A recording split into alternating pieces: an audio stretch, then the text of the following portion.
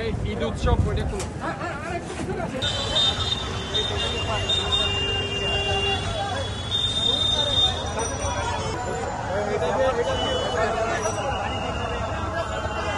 পুরা এরিয়াতে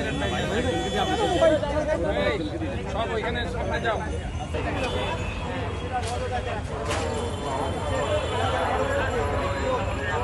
मारे बहुत है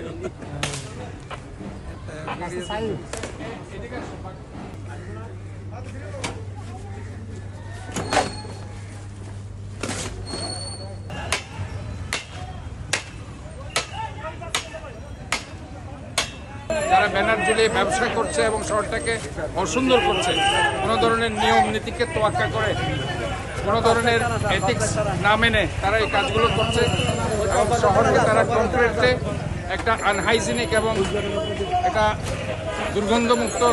দুর্গন্ধযুক্ত শহরে পরিণত করেছে।